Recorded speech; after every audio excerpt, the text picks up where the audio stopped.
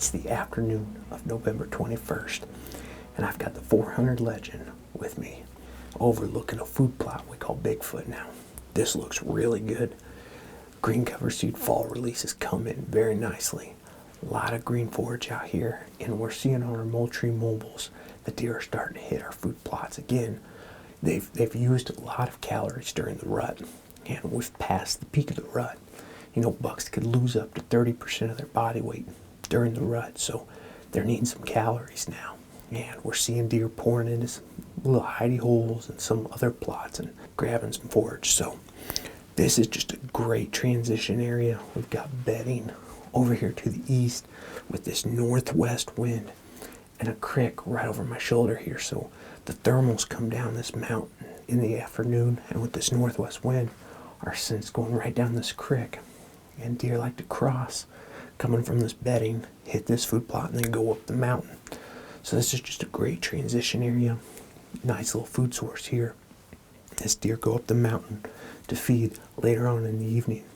A couple years ago, I tagged a nice buck out of this plot. Actually harvested a doe. She went down on the edge, and then the buck came down, checked her out, was able to harvest that buck standing over the doe. It was a great rut hunt. Super excited to be back in here in the redneck here and overlooking not only the food plot but back behind us. We've really opened it up quite a bit. Have cut the limbs off some cedars so we can see, so it's almost like a big shooting lane back through here in this valley. This is going to keep us busy tonight, so we're going to be looking for deer crossing, maybe coming in to grab a bite to eat.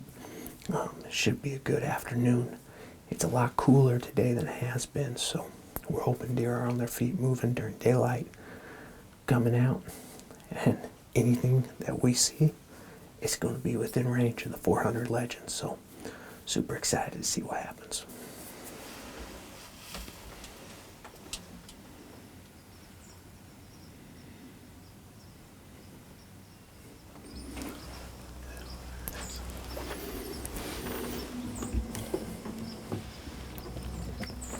There's a doe.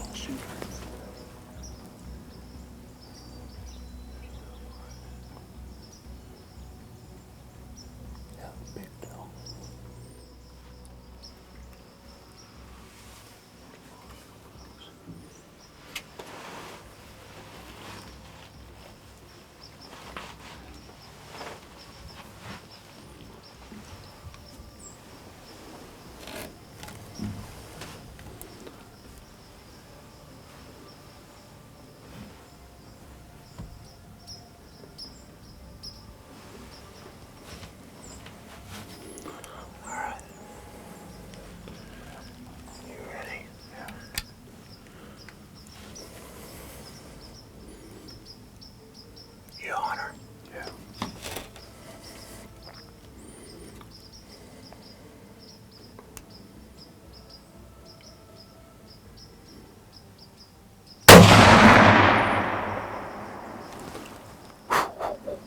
That old 400 Legend, baby. Smoked her. Wow. That PowerPoint 400 Legend just thumped a big old Ozark Mountain doe. Whew. She dropped in her tracks. And that is going to be a short trailing job. We got more venison. We still have light left. We'll see if something else comes out. There's nothing better this time of year than a down doe within Winchester range. There's a bunch of deer coming out right now. Those are bucks. Yeah.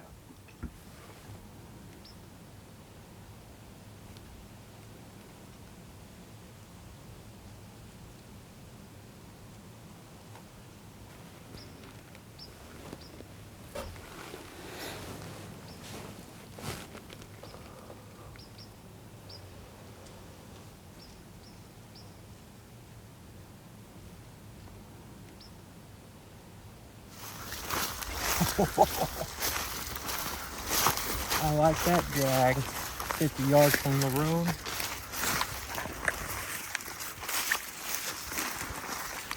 Whew. Big old Nanny. Heck yeah. Look at that puppy. Big old Nanny doe. Another one towards our management goal. Of course, this is the first deer I've tagged with the 400 Legend. And she just dropped like a rock.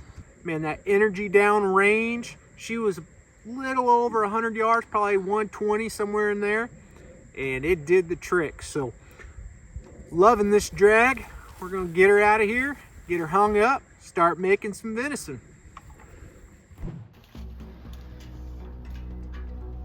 Good afternoon. Colby and I are back in this redneck blind. If it looks a little familiar, that's because yesterday afternoon we hunted out of here, tagged a big old doe with the 400 Legend, decided to come back this afternoon, see if another big doe will step out or a buck.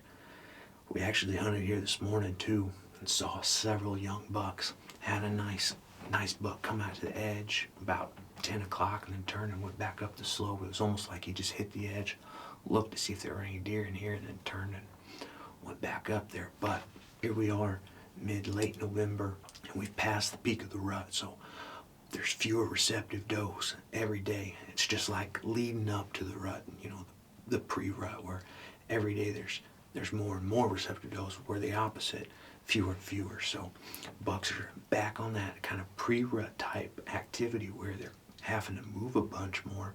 They're starting to hit scrapes. Found a fresh rub this morning on our way out. Starting to hit scrapes, traveling more, putting more miles on their feet. But they are also needing to replace the calories they used during the rut. This is when food sources can be very important. You know, bucks could lose up to 30% of their body weight. That takes a 200-pound buck down to 140 for easy math. So if we can find a really high-quality food source in a transition area or a travel area, that's kind of the best of both worlds right now, because if they're crossing, we're there. We'll be looking for some venison, and if it's got antlers, we won't be complaining.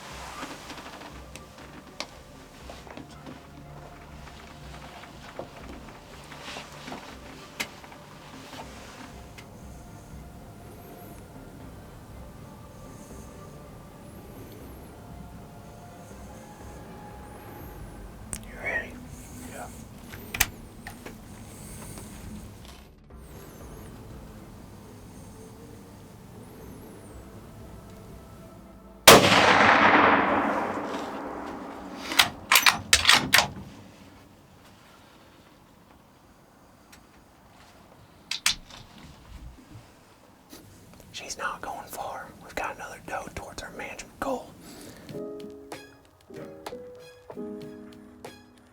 All right, well, I came right to where I saw the doe go in. She's not gonna be far, and already, gosh, I've got this Cabela's light and it's super bright. I love it for tracking. Look at the blood right there, and this is gonna be an easy trailing job with that old 400. That's a big bore. So this puppy's gonna bleed, and we're gonna take off after this trail. I suspect she's gonna be down right in here.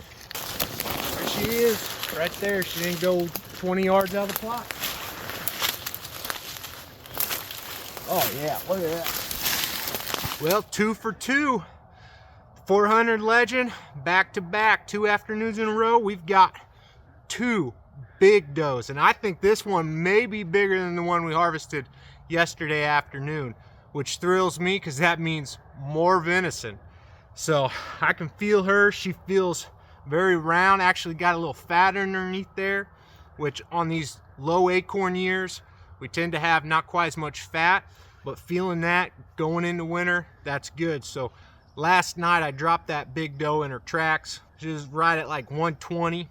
120 yards or so, double shouldered. She dropped. Tonight, fudged back just a little bit, and, you know, double lung. And I talk about a blood trail. Man, it was easy to follow. She only went 20 yards out of the plot. Big old hole through here. That power point worked perfectly. And I mean, just easy blood trail. Love that round. Very pleasant gun to shoot. So we're gonna drag her out. We'll have her hanging up soon. And we'll be back at it, because we're still working towards our doe management goal. Everyone says, you know, when do you start shooting does? When do you harvest does? You know, is it after the rut, before the rut? If you've got a doe management goal, you start day one and you keep pulling that trigger until you reach it. And that's exactly what Grant and I are doing.